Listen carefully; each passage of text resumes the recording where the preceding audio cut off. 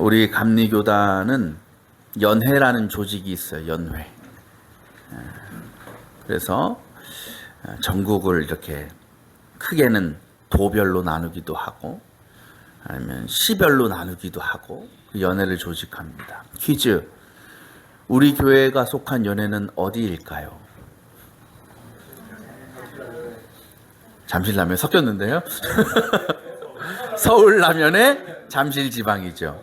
그러니까 서울을 한강을 기준으로 해서 남쪽과 북쪽이 나뉘잖아요. 한강 기준으로 이제 위쪽 북쪽에 있는 연회는 서울연회, 남쪽에 있는 연회는 서울 남연회라고 부릅니다. 그리고 우리 서울 남연회 안에는 15개의 지방이 있고 또 그 안에 420개의 교회가 있습니다. 이들이 다 모이면 굉장히 규모가 커지는 거죠. 그런데 이번 주 화요일과 수요일에 이 서울 남현회의 교역자들과 또 평신도들이 함께 모여서 큰 행사를 치릅니다. 이름하여 서울 남현회 한마음 축제라는 행사입니다. 강원도 홍천 비발디 파크에서 이제 1박 2일 동안 진행됩니다. 약 1000여 명이 넘는 인원이 올 것이라고 이제 예상하고 있어요. 이 축제에 다양한 순서들이 있습니다. 지방별로 체육대회도 하고요. 또 유명한 음악가들 초청해서 음악회도 합니다. 또 행운권 추첨도 합니다. 근데 경품이 어마어마합니다. 양문형 냉장고도 있고 로봇 청소기도 있고 TV도 있고 백화점 상품권 100만 원도 있고 금 2돈도 있고 선풍기도 몇십 대가 있다. 대단하죠. 그러니까 스케일 있는 축제예요. 여러분 만약에 이런 행사에 간다고 하면 기쁘겠어요? 안 기쁘겠어요? 기쁘죠. 기대가 돼요? 안 돼요? 기대가 되겠죠. 좋은 숙소에서 재워주고 맛있는 음식 주고 또 잘만 하면 이제 경품 타가지고 살림에 보탬도 되니까 그것도 참가비가 2만 원밖에 안 해요. 또 그것도 지방에서 내줘요. 야, 이거보다 남는 장사가 어디 있는지 몰라요. 그죠? 근데 여러분, 저도 갈 거 아니겠어요? 저는 기분이 그렇게 기쁘지 않아요. 저는 별로 안 좋아요.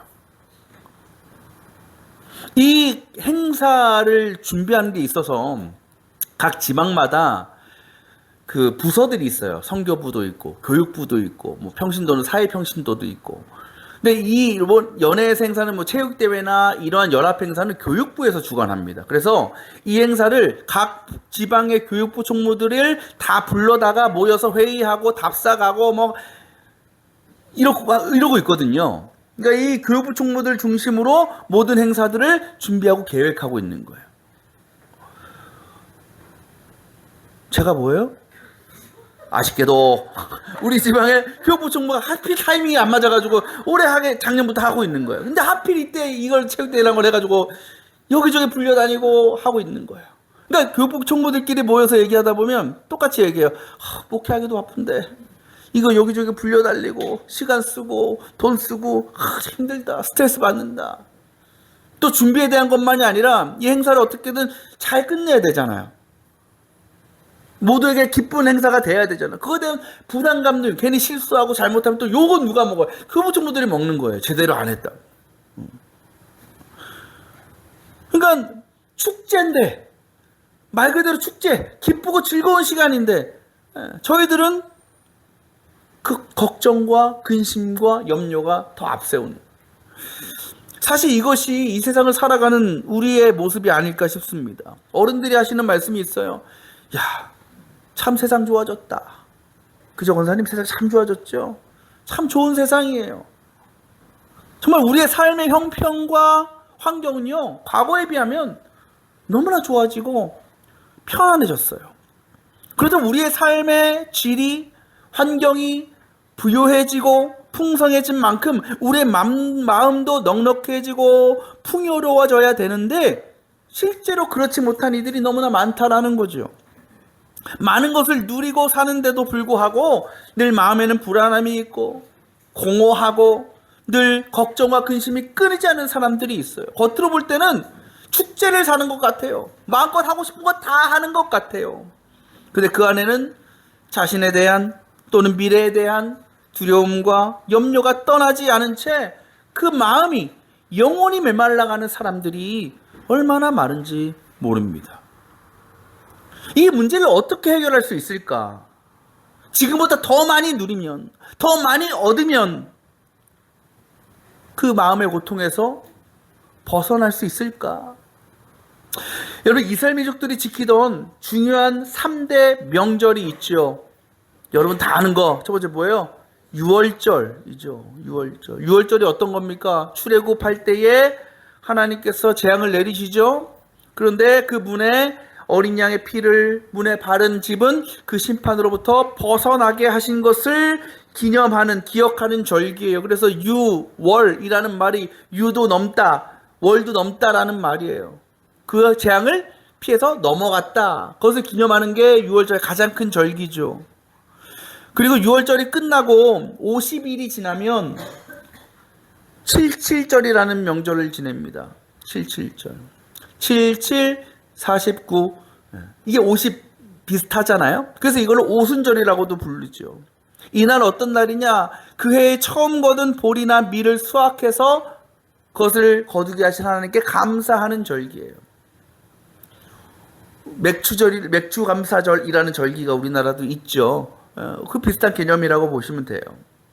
또 마지막 한 절기가 뭐냐면 초막절이라는 겁니다. 초막절. 여러분, 초막절이 어떤 절기입니까? 이스라엘 백성들이 이집트를 탈출해서 어디로 가요? 광야로 가죠. 40년을 살아갑니다.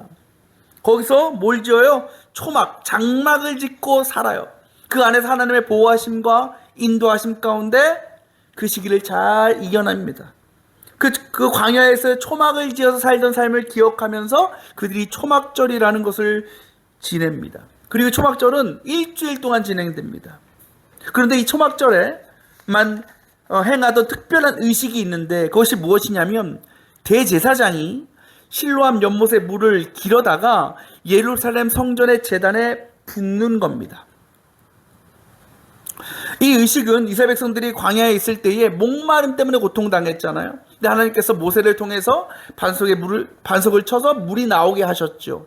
그 목마름, 그 갈증을 해결해 주신 것, 더 나아가서 자신들의 삶 가운데 그와 같이 늘 부족함이 없는 생수를 부어주시기를 갈망하는 마음을 담아서 그 의식을 치렀어요. 물을 길어다가 한 번씩 붓는 거. 그것을 7일 동안 하는데 6일 동안은 한 번씩 붓습니다. 근데 7일 마지막 날에는 몇 번을 붓냐? 7번을 부어요.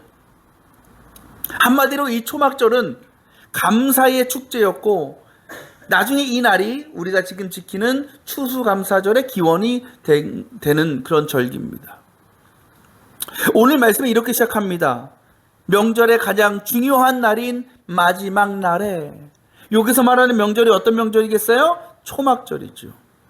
그것도 언제요? 마지막 날, 7째 날입니다. 여러분, 축제, 명절 이런 것들 우리가 우리나라에도 많이 하잖아요. 페스티벌 같은 거. 가장 중요한 날이 언제예요? 마지막 날이에요. 그래서 보면요, 마지막 날에 유명한 가수를 다 때려박습니다. 왜? 마지막은 하이라이트이기 때문에. 가장 중요한 날이기 때문에. 우리가요, 시작도 중요해요. 근데 끝도 중요하죠. 여러분, 시작이 더 중요할까요? 끝이 더 중요할까요? 끝이 더 중요할 거예요. 그죠? 아무리 시작 잘해도요, 끝이 형편없으면 안 좋게 기억돼요. 근데 시작은 별로여도 끝에만 좋으면, 그건 좋은 축제였어. 좋은 행사였어요. 한마음 축제? 저도 그렇고 스트레스 받잖아요. 안 좋게 시작한 거예요, 지금. 근데 제가 마지막 날 경품에서 저희 아내가 원하는 로봇 청소기를 탄다. 이거는 완벽한 행사인 거야. 완벽한 축제인 거야. 그만큼 마지막 날이 중요하다라는 거죠. 초막절도 마찬가지였어요. 그래서요, 앞선 6날보다 이 마지막 날에는 더 많은 백성들이 축제에 참석했고 또 마실 것도 먹을 것도 더 풍성하게 차려졌을 겁니다. 여러분, 그러한 초막절 행사, 또 마지막 날 하이라이트 행사에 참여하고 있는 이스라엘 백성들의 표정, 모습을 한번 상상해 보십시오. 그들의 얼굴과 표정에서 기쁨이 충만하지 않았겠습니까? 왜? 모든 것이 차고 넘치니까. 그런데 모두가 그렇게 기쁨과 감사의 축제를 즐기고 있을 때에 예수님께서 갑자기 그들에게 이렇게 외치십니다. 37절입니다. 목마른 사람은 다 나에게로 와서 마셔라. 예수님의 이 말씀과 그 당시의 상황이 맞아요, 안 맞아요? 전혀 맞지 않지요. 왜? 지금 예루살렘에는요, 초막절 축제를 지내면서 풍성한 양식이 있어요. 또 성전 제단에도요, 매일 물을 갖다 붓고 마지막 날엔 7번 갖다 부었기 때문에 물이 흘러 넘치고 있습니다.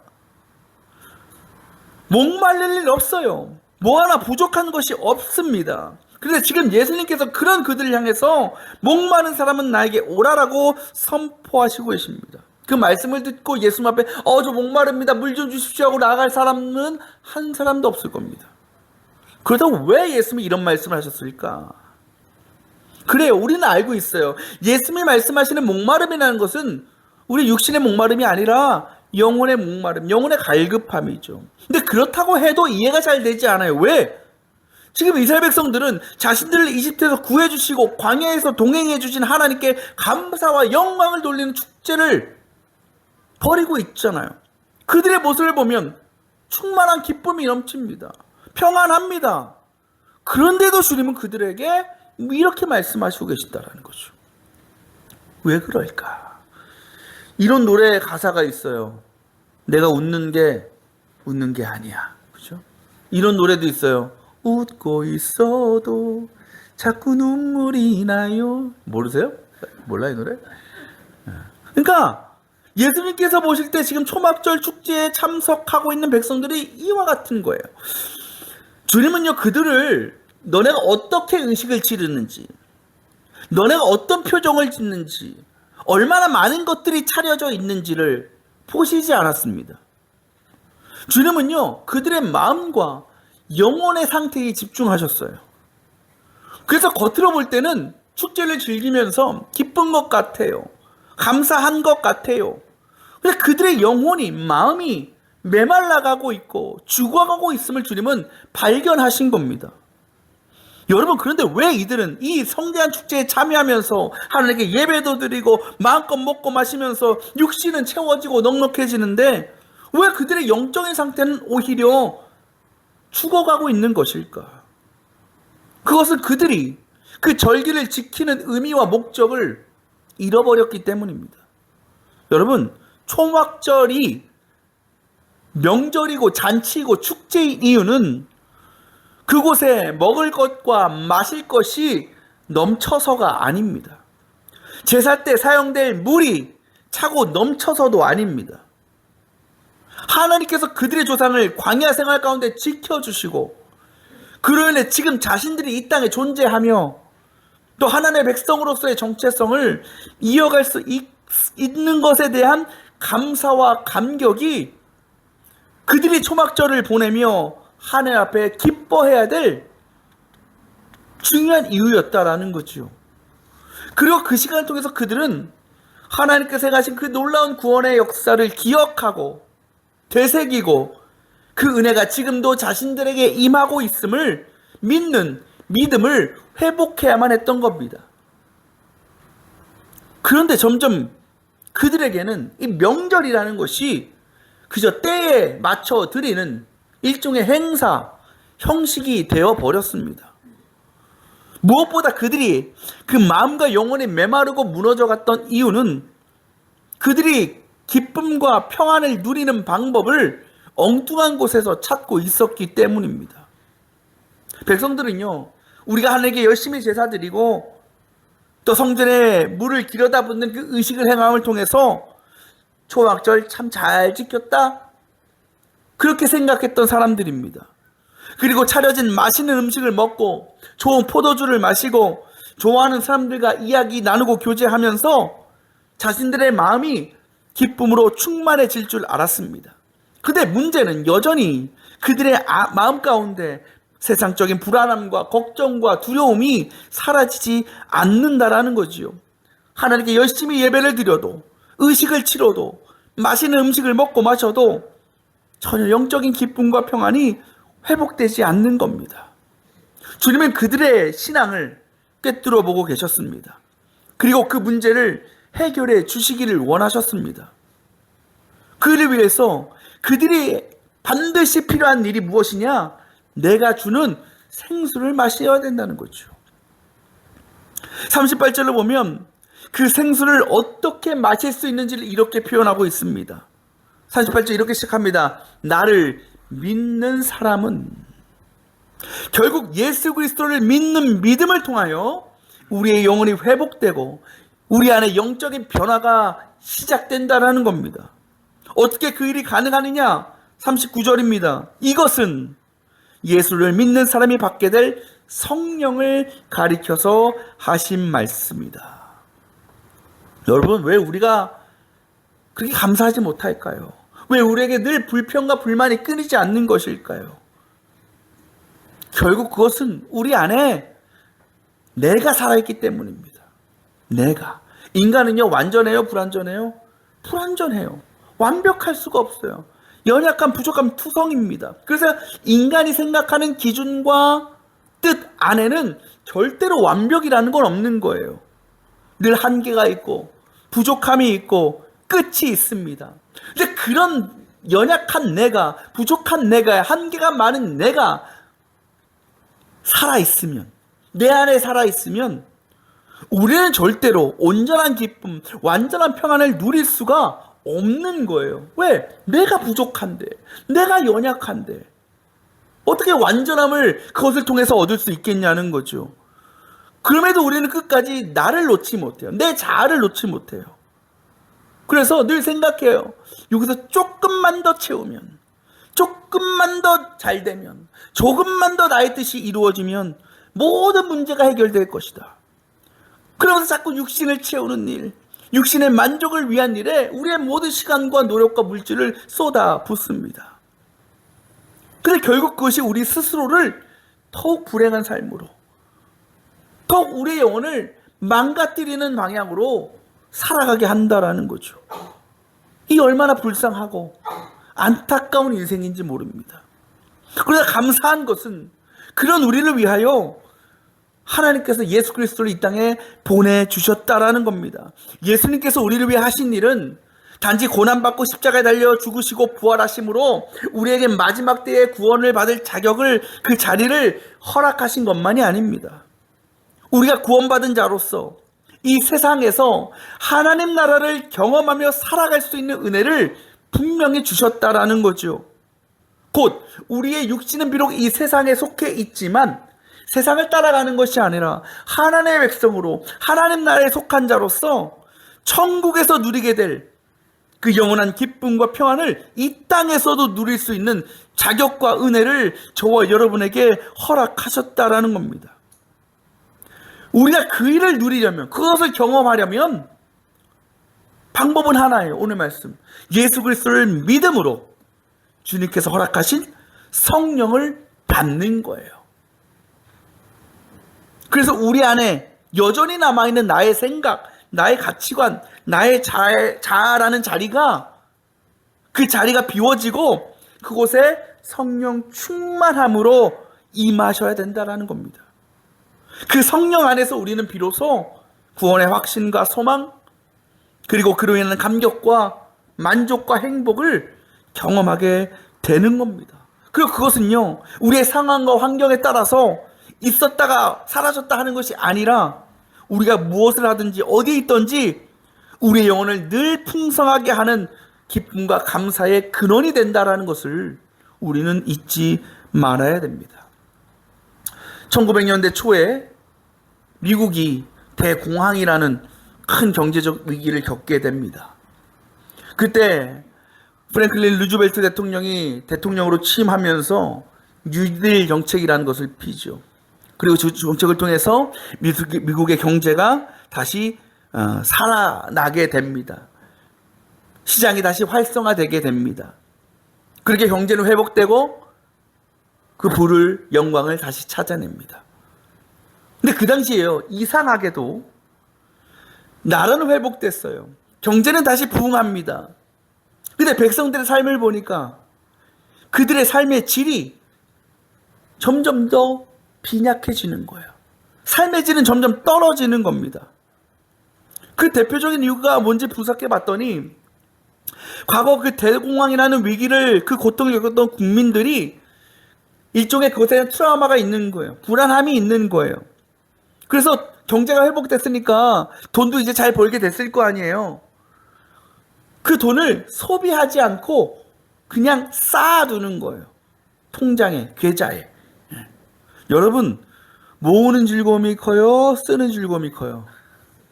당연히 쓰는 즐거움이 커죠. 삶의 질이 올라가려면 돈을 모으기만 해야 돼요? 쓸 줄도 알아야 돼요? 쓸 줄도 알아야 돼요. 우리가 소비를 해야 나라의 경제가 사실은 돌아가는 거 아니겠어요? 근데 그들은 그렇지 않았다는 거예요. 그냥 쌓아두게. 그래서 통장은 차요. 넉넉해져요. 각자의 어떤 경제적인 상황은. 그런데 쓰질 않으니, 사용하질 않으니 삶의 질은 떨어질 수밖에 없다라는 거죠. 그렇게 되면 또 다른 경제적인 위기를 맞게 될 수도 있는 겁니다. 당시 미국의 경제학자였던 존 케네스 캘브레아스가 이러한 당시의 현실을 빗대어서 사용한 용어가 있습니다. 눈치 빠른 분들 아시겠죠? 뭐예요? 풍요 속의 빈곤이다. 제 또래, 저보다 아니면 조금 윗세대 분들은 이 풍요 속의 빈곤하면 떠오르는 사람이 있습니다. 자신있게 얘기하세요. 저랑 같이 하나, 둘, 셋. 김부용 아니에요? 맞죠? 뭐 이렇게 창피하게 하세요? 김부용이라는 가수가 있었어요, 옛날에. 근데 그 가수가 부른 원히트 원더라 그러죠. 노래 하나 히트해가지고 평생 먹고 사는 사람. 이 사람이 부른 노래가 풍요 속의 빈곤이라는 노래가. 전혀 모르시네, 표정을 보니까. 모르세요? 네 모든 아픔과 슬픔과 눈물은 내가 모두 가질게. 모르세요? 그 노래 가사가 그거예요. 짝사랑하는 여자가 있어. 근데 이 여자가 너무 인기가 많은 거야, 남자들한테. 그러니까 함부로 막 접근을 못 하는 거야. 워낙 남자들 둘러싸여 있으니까. 근데 이 여자가 생일이 돼가지고 생일 파티한들 몰래 찾아갔더니 아무도 없는 거야. 그게 좋다고 했던 남자들도 하나도 축하해주지 않고 혼자 남겨져 있는 그녀를 본 거예요. 그걸 통해서 이 가사가 그게 바로 풍요 속 빈곤이다. 뭔가 넘치는 것 같은데, 풍요로운 것 같은데 결국은 그 마음을 채워줄, 영혼을 채워줄 사람은 하나도 없다. 그게 풍요 속 빈곤의 가사거든요. 한번 찾아보세요. 나 유튜브에 치면 나옵니다. 이따 한번 틀어드릴까 한번? 그래요. 이 풍요 속 빈곤이라는 것이 물질적인 풍요가 있음에도 불구하고 행복과 만족과 사회적인 연결감 등에서 부족함을 겪게 되는, 어떻게 보면 모순적인 상태를 이야기하는 용어입니다. 그리고 그것이 이렇게도 표현이 되는 거죠. 겉으로는 충분해 보이고 내적으로는 겉으로는 충만하고 넘쳐 흐르고 풍족하지만 내면은, 그 내적인 모습은 공허하고 불만족하고 소외감으로 가득 찬 모습이 이 풍요 속의 빈곤이다라는 거죠. 지금 우리가 살아가는 이 세상 가운데 이 풍요 속의 빈곤의 삶을 살아가는 사람들이 얼마나 많은지 모릅니다. 아까 우리 박본주 권사님 기도하셨지만 우리 교회가 이제 교회 이전을 준비하고 있지요. 계획하고 있지요. 그리고 지금 현재 그 이전을 위해서 그 스텝을 밟고 있는 상황입니다. 사실 교회를 여러분 이전한다라는 것, 또 우리 교회는 임대가 아니라 이제 매매를 통해서 교회를 옮기려고 하고 있죠. 이 일이요, 교회로서 그리고 목회자로서 좋은 일일까요? 나쁜 일일까요? 좋은 일이에요. 특히 요즘처럼 교회가 점점 어려워지고 있는 이 시대에 이 일을 진행한다라는 것, 이 일을 계획한다라는 것은 너무나 감사한 일이고 분명한 은혜입니다. 그래서 여러분 얼마나 다른 목사님들이 부러워하는지 몰라요. 야, 교회를 사서 간다고? 그런 계획을 한다고? 야, 부럽다 그래요. 근데요, 솔직한 심정으로 제 안에요, 어느 순간부터 불안함이 생겨요. 걱정이 생겨요. 그러니까 이전에는 우리가 말로는 얘기했죠. 교회 옮겨야 된다, 뭐 이전 하자. 말로만 얘기 나올 때는요, 솔직히 아무 생각 없었어요. 아이, 뭐 그렇게 되겠지, 뭐 잘 되겠지. 근데 이게 뭔가 일이 진행되다 보니까 제 안에 뭔가 그 막연한 기대감이 있었던 것이 점점 사라지게 되고 이런저런 근심과 걱정들이 생기는 겁니다. 이런 거예요. 계약이 잘 될 수 있을까? 하다가 예상하지 못한 문제가 생기면 어떡하지? 리모델링 공사도 해야 되는데 그거 어떻게 감당할 수 있을까? 또 요즘 교회 매매한 대출 조건이 굉장히 까다롭다는데 거기서 커트 당하면 어떡하지? 뭐 이런 여러 가지 근심들이 막 생기는 거예요. 그러던 가운데 이번 주 설교 준비하면서 오늘 말씀을 이제 보게 된 거죠. 그러면서 제가 철저하게 깨달은 게 있어요. 그래, 내 안에 믿음이 없구나. 나는 믿음이 없는 사람이었구나. 여러분, 교회 이전이라는 것은 하나님께서 저와 또 여러분 그리고 우리 교회에 허락하신 귀한 비전일 겁니다. 그리고 하나님은 그 비전에 대하여 우리 성도들의 마음을 모이게 하셨습니다. 한 마음 되게 하신 거예요. 또 그리고 그동안 여러분들이 열심히 헌신해 주셔서 어쨌든 일을 시작할 수 있는, 시작해 볼 수 있는 일종의 우리가 시드머니라고 할 수 있는 그런 물질도 우리가 얻게 되었습니다. 무엇보다 교회의 머리가 되시고 주인이 되시는 우리 예수님이 우리 교회에 함께하고 계시고 그 일을 이루어 가고 계십니다. 이미 하나님께서 우리에게 길을 열어주셨고 또 준비하고 계심에도 불구하고 저의 모습을 보니 아직 일어나지 않은 일에 대해서 근심하고 염려하는 모습이 있었다라는 거죠. 얼마나 믿음 없는 모습인지 모릅니다. 오늘 말씀 속에서 저에게 주시는 결단이 있습니다. 그래, 내가 생각하지 말고 내가 판단하지 않고 하나님께서 허락하시는 상황 안에서, 현실 안에서 그 이끄심대로 하자. 내가 해보려고 하지 말고 내가 무언가를 얻어보려 하지 말고, 물론 그 안에서 우리가 해야 될 최선의 신앙의 삶을 살아야 되겠지만, 노력은 해야겠지만 나의 욕심, 나의 기준이 아니라 그저 주어진 현실 속에서 하나님의 이끄심을 바라보고 그 안에서 우리가 할 수 있는 일을 감당하며 그 뜻을 이루어 나가는 것이 진정한 믿음의 사람이 아닐까라는 거죠. 그리고 그것이 예수를 믿는 자, 그리고 그분께서 허락하시는 성령 안에서 살아가는 성도들의 마땅한 신앙의 모습인 줄 믿습니다.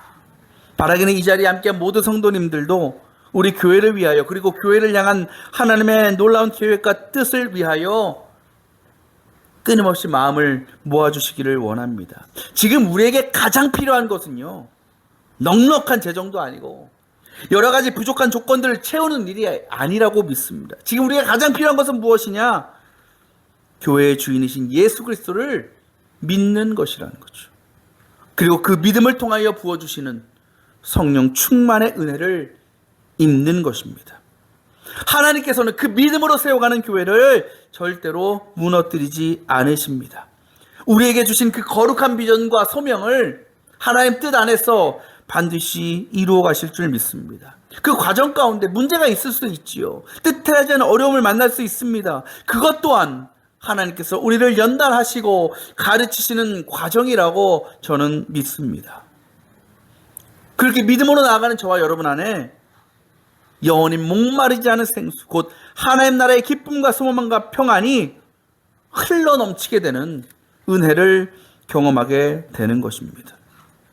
오늘은 성령 강림절입니다. 성령 강림절은 그저 여러 가지 절기 중에 지나가는 하나의 절기가 아닙니다. 하나님께서 약속하신 그 성령을 이 땅 가운데 부어주신 날이고, 그로 인해 메마른 영혼들이 다시 살아나게 되는 은혜의 날입니다. 오순절 마가의 다락방에 임했던 성령께서는 그 당시 두려움에 벌벌 떨고 있던 제자들을 담대한 복음의 증거자로 변화시키셨습니다. 낙심과 염려 가운데 있던 사람들에게 하늘의 기쁨과 평안을 부어주셨습니다. 그 성령께서는 지금도 오늘도 동일하게 저와 여러분 가운데 역사하고 계십니다. 이제 우리 교회는 새로운 믿음의 걸음을 내딛고 있습니다. 인간적인 생각으로 보면 염려할 것 많고 걱정할 문제 투성일지 모릅니다. 그러나 교회를 세우시는 분도 하나님이시고 교회 길을 여시는 분도 하나님이십니다. 그러므로 우리는 두려움보다 믿음을 선택해야 됩니다. 걱정과 염려보다 성령의 인도하심을 구해야 합니다. 우리의 생각과 계획보다 하나님의 뜻을 신뢰해야 됩니다. 교회는 건물만 바뀐다고 새로워지는 것이 아닙니다. 성령께서 우리 안에, 우리 교회 안에 충만하게 임하실 때에 그 교회는 살아나게 되는 것이고 부흥하게 됩니다. 이번 성령 강림절을 통해서 저와 여러분 가운데 여전히 남아있는 세상적인 염려와 두려움과 인간적인 욕심들, 그로 인한 영적인 갈증과 목마름이 사라지고 그 안에 성령의 충만한 기름 부으심의 역사가 임하게 되기를 원합니다.